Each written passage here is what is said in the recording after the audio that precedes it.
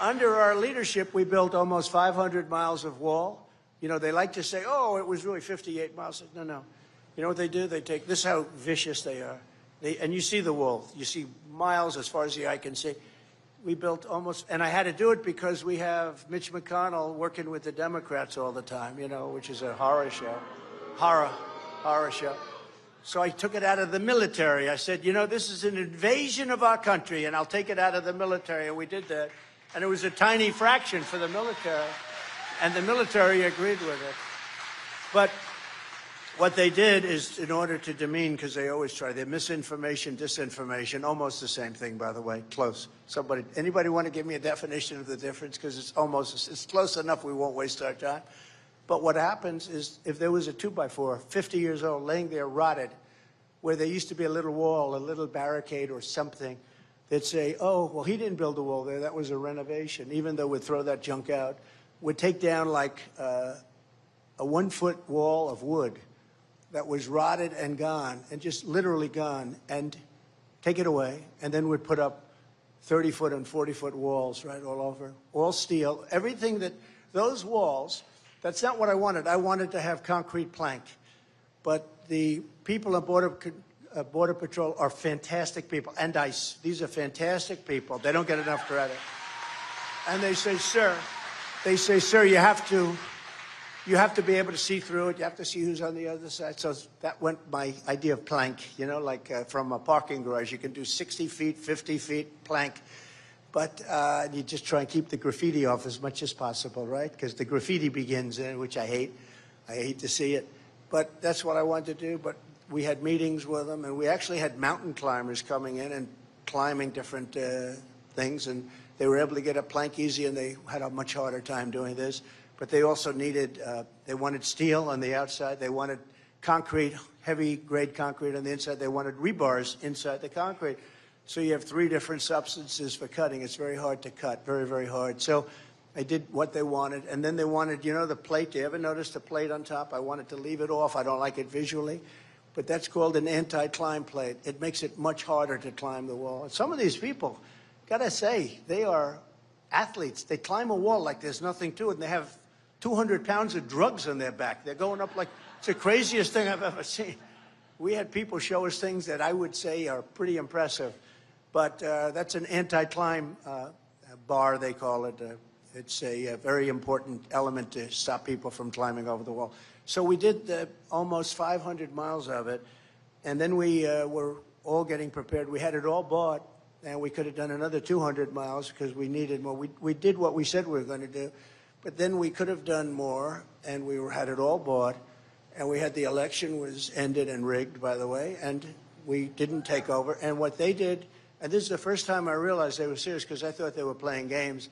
I realized they didn't want to build security. They wanted to have an open border so that people can come in from other prisons, from prisons all over the world, from mental institutions and insane asylums all over the world. We have people coming in from all over the world, not just the 4 or 5 countries that we think of our neighbors as neighbors. We have people coming now from all over the world. We had the safest border in the history of our country.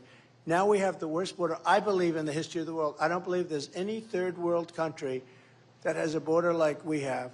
And I think the real number is going to be, when you really add it up, and I think if the numbers ever come out, I think they're going to have 15 million people by the end of this year would have come into this country under this lunatic regime of fascists and communists and everything else.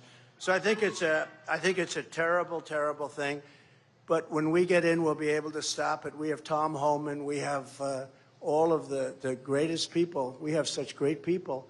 You know, if Biden went to the beach, you know, he goes to the beach all the time, right? You ever notice?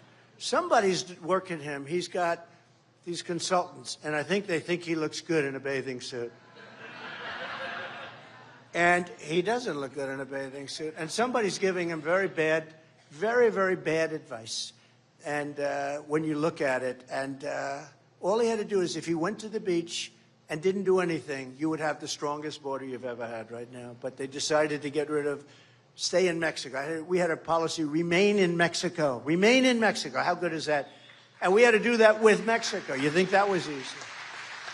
We had, I went to the Mexican government. I said, we need a lot of people coming over in these caravans. I came up with that name, I think. Thousands and thousands of people heading up.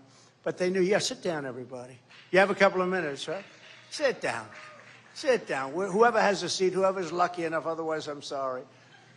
That's a little bigger crowd than we anticipated by about triple.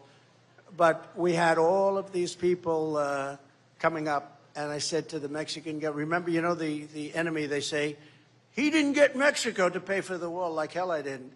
I got Mexico to pay for 28,000 soldiers free of charge while we're building the wall. That was more money than paying for the wall. They were there for a long time, and they're not politically correct soldiers either. These are soldiers that, you know, and they stopped it. And anyway, so that was sort of interesting. The State Department, a woman that works at the State Department, a good woman.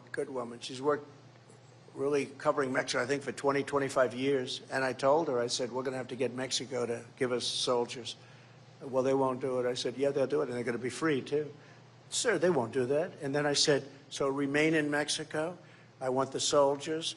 We want catch and release ended. It's catch and release, but we release them in Mexico, not here. You know, catch and release is called, we catch them, we find out they're criminals, and then we release them into our country. We say, come back in about 5 years for the trial, okay? Nobody ever comes back. No smart one comes back. A couple of them came back, but not too smart. But nobody ever comes back. So we had to get rid of that. But we had to go to Mexico. And I said to the top representative right under the president, and the president, I like him a lot. He's a socialist, but I like him a lot. I can't have everything, right? And I said, we want 28,000 soldiers along our border because you're sending a lot of people over, and we want your soldiers to protect us, and we're not going to pay anything. And he laughed at me. No, we're not going to do that, sir. Oh, sir. I mean, what a stupid request. How you would not? And I said, you're going to do it. I mean, 100%. Well, what do you mean 100%? I said, no, 100% you're going to do it. No, we will not do that, sir. What's next? I said, next is remain in Mexico. People can't come into our country. They have to remain in Tijuana. They have to remain in, you have to see hundreds of thousands of people were backed up. Not in our country. They were remaining in Mexico. All of a sudden, Mexico got stronger on their borders, okay, because they didn't want this, because it was remain in Mexico. And he said, no, we can't do that. We couldn't do anything. And I said, here's the story. On Monday morning at 7 o'clock, we're going to charge you a 25% tariff on any car. You know, they took 32% of our car industry over the years, not during my years, by the way, but they took 32% of our car industry. So we're going to have any car, any product that's made in Mexico, when it comes across the border, we're charging you a 25% tariff. And I have the legislation right here. I'm going to sign it. I have the right to do that. And he said, you won't do that. I said, no, 100% I will, 100%. And I'm going to sign it right now. He said, sir, may I have 5 minutes? I'd like to call my country. He calls the country, he comes back. Sir, it would be a great honor to supply you with 28,000 soldiers free of charge. So I got 28,000. 28,000 soldiers. You know, 28, it's pretty good, right? Another little quick story. Should I tell you one other quick story? Yes?